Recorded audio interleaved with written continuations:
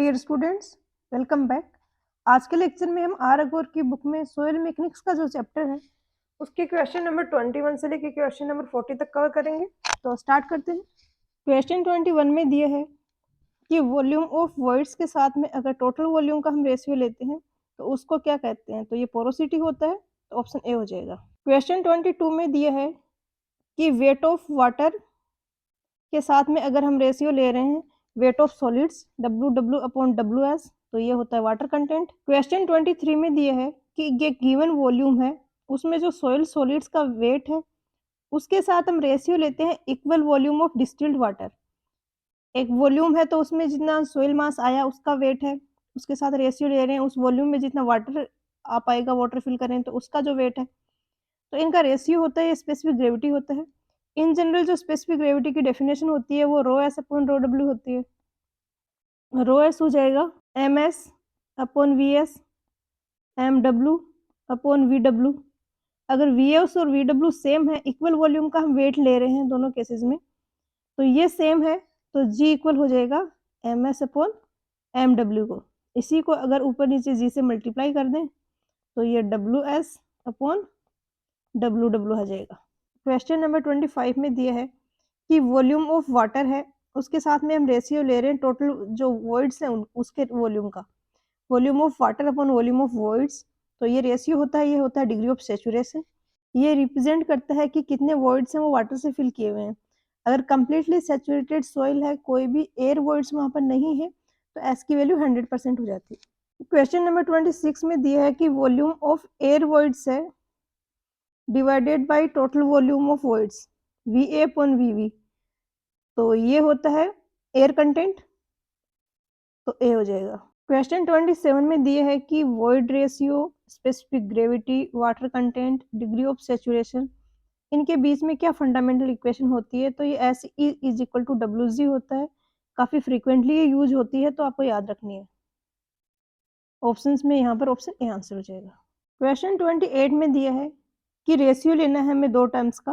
पहली है उसमें डिफरेंस है लूजेस्ट स्टेट में जो वॉइड रेशियो है उसका और नेचुरल स्टेट में जो वॉइड रेशियो है। लूजेस्ट स्टेट मतलब वॉइड्स सबसे ज़्यादा है, तो उसके कॉरस्पॉन्डिंग जो वॉइड रेशियो होगा उसको ई मैक्स से डिनोट करेंगे -E। इसको डिवाइड करना है void ratio in the loosest state and fully dense state. Fully dense state है तो अब वॉइड्स सबसे कम है उसमें, तो उसके कॉरस्पॉन्डिंग जो वॉइड रेशियो होगा वो ई मिनिमम होगा, और ये लूजेस्ट वाला ई मैक्सिमम होता ही है।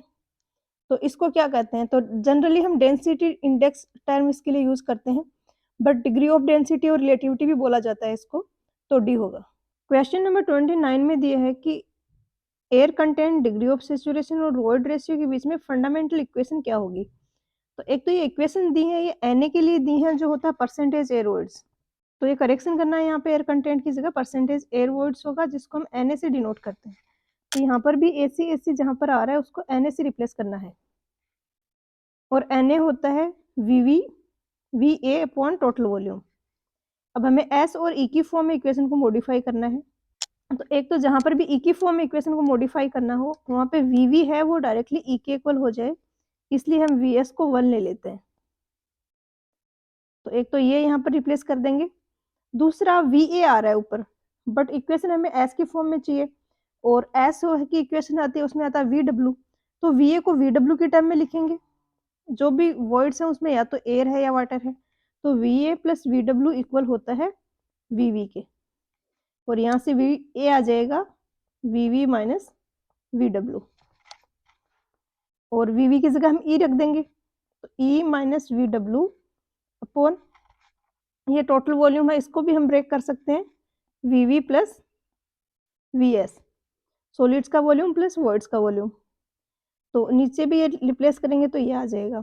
अब हम S की फॉर्म में रिप्लेस करते हैं, S होता है VW अपॉन VV, और VW को हम लिख रहे हैं, रिप्लेस कर रहे हैं इससे, तो यहाँ से VW इक्वल आ जाएगा SE के, तो E minus SE upon 1 plus E। यहाँ पर E अगर बाहर ले लेंगे तो 1 माइनस S 1 प्लस E आ जाएगा। इसने SR लिखा है इसकी जगह, S की जगह, तो यहाँ ऑप्शंस में से करेक्ट हो जाएगा ऑप्शन सी।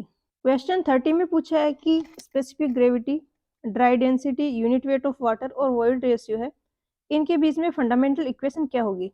तो गामा डी होता है ms/v।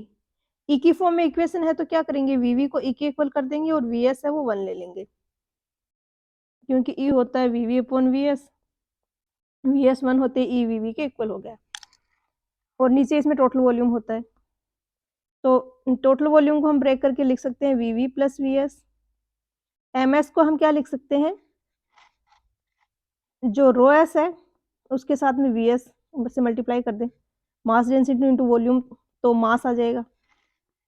एक फॉर्मूला हमें स्पेसिफिक ग्रेविटी का पता है कि जी होता है rho S upon rho W, तो रो एस को हम जी रो डब्ल्यू से मल्टीप्लाई कर देते हैं। वी एस हमें यहाँ से पता है कि 1 है, डिवाइडेड बाई वी वी है वो ई है और वी एस है वो 1 है, तो आ गया जी रो डब्ल्यू अपॉन 1 प्लस ई। यहाँ पर गामा की टर्म में है सारा का सारा, तो जो रो डब्ल्यू है उसकी जगह गामा डब्ल्यू लिख देंगे, तो ये आ जाएगा option C, G gamma W upon 1 plus e. Question 31 में दिया है कि specific gravity, weight of water, degree of saturation, void ratio और बल्क डेंसिटी, इनके बीच में रिलेशनशिप क्या होगा? तो वैसे ही जैसे पिछले क्वेश्चन में हमने गामा डी के लिए डिराइव किया था, यहाँ पर गामा के लिए डिराइव कर लेंगे। यहाँ पर गामा हो जाएगा, गामा है तो वेट की फॉर्म में रख लेते हैं हम सारा, तो W total upon total volume. Total W किस किस का होगा, वाटर का होगा और सॉलिड्स का होगा, तो इसको हम रख सकते हैं W S upon plus W W, और ये हो गया V V plus V S. अब यहाँ पर डब्ल्यू एस हो जाएगा जी गामा डब्ल्यू, ये तो हो गया मास स्पेसिफिक वेट सॉलिड्स का, इसको वॉल्यूम ऑफ सॉलिड से मल्टीप्लाई करेंगे तो ये डब्ल्यू एस के इक्वल हो जाएगा, और डब्ल्यू डब्ल्यू हो जाएगा V W into gamma W. Gamma यही होता है ना, वेट अपॉन वॉल्यूम, तो जहां पर भी हमें डब्ल्यू चाहिए हम गामा और वी को मल्टीप्लाई कर रहे हैं, V V plus V S. अब एस की फॉर्म में इक्वेशन आ रही है तो वी डब्ल्यू को हम एस की फॉर्म में लिखेंगे, V W upon V V होता है एस, तो वी डब्ल्यू इक्वल हो जाएगा एस इंटू वी वी के, और एस इंटू वी वी है इसको हम लिख देते हैं एस इंटू ई, क्योंकि ई की फॉर्म में इक्वेशन है तो हम काफ़ी सारे पिछले क्वेश्चंस में मैंने बताया है कि वी वी है वो ई के इक्वल हो जाता है और वी एस है वो 1 हो जाता है, तो यहाँ पर आप सारा रिप्लेस कर देंगे, तो जी गामा डब्ल्यू वी एस की जगह 1 लिख देंगे, वी डब्ल्यू की जगह लिख देंगे S E into gamma W upon 1 plus e. Question 32 में पूछा है कि ड्राई डेंसिटी, बल्क डेंसिटी और वाटर कंटेंट के बीच में फंडामेंटल रिलेशनशिप क्या होगा? तो एक तो चाहे तो आप इसको डिराइव कर सकते हैं, बट मैं एडवाइस करूंगी कि आप इसको याद ही रखें डायरेक्टली, और याद रखने के लिए सबसे सिंपल सी ट्रिक है कि गामा डी की वैल्यू है वो हमेशा गामा से कम होगी, क्योंकि गामा डी हम कैलकुलेट कर रहे हैं तो वाटर वहाँ पर नहीं है, तो जो वेट होगा वो कम होगा, तो गामा डी की वैल्यू कम आएगी। हमें गामा से हमें फाइंड आउट करनी है गामा से छोटी वैल्यू, तो हमें 1 प्लस डब्ल्यू से डिवाइड करेंगे, एक से बड़ी संख्या से डिवाइड करेंगे तो गामा से छोटी वैल्यू हमें मिलेगी जो गामा डी के इक्वल होगी, तो यहाँ पर ऑप्शन बी करेक्ट हो जाएगा। क्वेश्चन 33 में पूछा है कि dry density, specific gravity, water content and percentage of air voids के बीच में फंडामेंटल रिलेशनशिप क्या होगा? तो एक तो ये काफ़ी लंबा सा डेरिवेशन है और मैं एडवाइस करूंगी कि आप इसको डायरेक्टली याद रखें। दूसरा एक सिंपल सी ट्रिक मैं आपको बता रही हूँ जो आपको याद रखने में हेल्प करेगी। गामा डी का हमें फाइंड आउट करना है, तो गामा डी होता है एम एस अपॉन वी, तो वी टोटल वॉल्यूम है तो यहाँ पर हम करेंगे इसको V V plus V S, ऊपर एम एस है तो एम एस के लिए टोटल जो मास था उसमें से हमको वाटर का जो मास है वो माइनस करना पड़ेगा, तो ऊपर तो हम माइनस कर रहे हैं तो यहाँ पर तो माइनस आएगा, नीचे प्लस कर रहे हैं तो नीचे प्लस आएगा, तो ऑप्शंस में आप आइडेंटिफाई कर सकते हो इजीली फिर कि ए करेक्ट होगा। क्वेश्चन 34 में दिया है कि वॉइड रेशियो है वो 0.67 है, वाटर कंटेंट 0.188 है, स्पेसिफिक ग्रेविटी है वो 2.68 है, तो एस क्या होगा? तो S E is equal to W G होता है, तो एस आप यहाँ से फाइंड आउट कर सकते हैं इजीली, 0.188 इंटू 2.68 डिवाइडेड बाई 0.67, तो इसको आप सोल्व करेंगे तो 75% आ जाएगा। ऑप्शंस काफ़ी दूर है तो आप 0.188 को 2 लेके ऐसे राउंड ऑफ करके भी कैलकुलेट कर सकते हो। क्वेश्चन 35 में दिया है कि अनसेचुरेटेड एक सोइल है जिसका वॉल्यूम है 100 सेंटीमीटर क्यूब और जो सैंपल ऑफ सोइल है उसका वेट है 190 ग्राम। इसको ओवन ड्राई किया, इसके बाद में इसका वेट है 160 ग्राम। तो वाटर कंटेंट क्या होगा? तो वाटर कंटेंट होता है MW अपॉन MS। MW यहाँ पर है जो इनिशियल वाला सैंपल है और ड्राइड सैंपल है, उनके वेट का जो डिफरेंस है वो, क्योंकि इनिशियली जो सोइल थी उसमें सॉलिड्स भी थे, उसमें वाटर भी था। उसको ड्राई किया तो वाटर तो इवोपोरेट हो गया, सिर्फ सॉलिड्स बचे हैं। तो MS तो इक्वल हो जाएगा 160 ग्राम के और MW इक्वल हो जाएगा 190 माइनस 160, तो ये आ जाएगा 30 ग्राम। तो 30 डिवाइडेड बाई 160, तो इसको सोल्व करोगे तो 0.188 आ जाएगा। क्वेश्चन 36 में दिया है कि डिग्री ऑफ सेचुरेशन क्या होगा।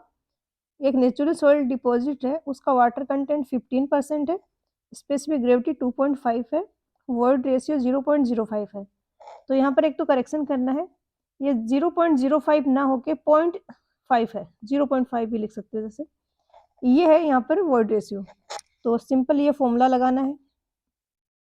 एस पूछा है तो W है वो 15 है, G की वैल्यू 2.5 है, E है वो 0.5 है, पॉइंट से पॉइंट कैंसिल हो गया और ये 5 और ये आ गया 75%, सी हो जाएगा। क्वेश्चन 37 में दिए है कि बल्क डेंसिटी है एक सोयल सैंपल की 2.3 है, वाटर कंटेंट 15% है, तो ड्राई डेंसिटी क्या होगा? तो गामा डी होता है, गामा में 1 प्लस डब्ल्यू से डिवाइड करने पर हमें मिलेगा। डब्ल्यू को यहाँ फ्रैक्शंस में लेंगे तो ये 2.3 हो गया ऊपर, ये 1 प्लस फ्रैक्शंस में 15 से 100 से डिवाइड करेंगे तो ये 0.15 आ गया, तो ये आ जाएगा 2, सी हो जाएगा। क्वेश्चन 38 में दिए है कि वाटर कंटेंट डिटरमाइन करने का एक्यूरेट मेथड कौन सा है। तो जो मोस्ट एक्यूरेट मेथड है वो ओवन ड्राइंग मेथड है, और एल्कोहल मेथड है ये काफ़ी रैपिड और क्विक है, विद इन 10 मिनट्स ये हो जाता है, बट ये उतना एक्यूरेट नहीं होता है। क्वेश्चन 39 में दिया है कि एक सॉइल सैंपल है जिसमें सस्पेक्टेड है कि जिप्सम प्रेजेंट हो सकता है, तो उसका जब ओवन ड्राइंग करेंगे तो किस टेम्परेचर पर करेंगे? तो इन जनरल जो ओवन ड्राइंग किया जाता है वो 110 degree centigrade plus minus 5 degree centigrade होता है, तो 105 से 115 तक टेम्परेचर रखते हैं। बट अगर सॉइल सैंपल है उसमें जिप्सम या ऑर्गेनिक मैटर है तो इस केस में टेम्परेचर है वो 60 टू 80 डिग्री रखा जाता है, तो बी होगा यहाँ पर, नॉट मोर देन पूछा है तो 80 डिग्री सेंटीग्रेड। क्वेश्चन नंबर 40 में दिया है कि पिक्नोमीटर है वो क्या डिटरमाइन करने के लिए यूज किया जाता है। तो पिक्नोमीटर से हम स्पेसिफिक ग्रेविटी और वाटर कंटेंट फाइंड आउट करते हैं, तो सी हो जाएगा। तो आज के लेक्चर में इतना ही, मिलते हैं नेक्स्ट लेक्चर में। पढ़ाई करते रहिए, ऑल द वेरी बेस्ट।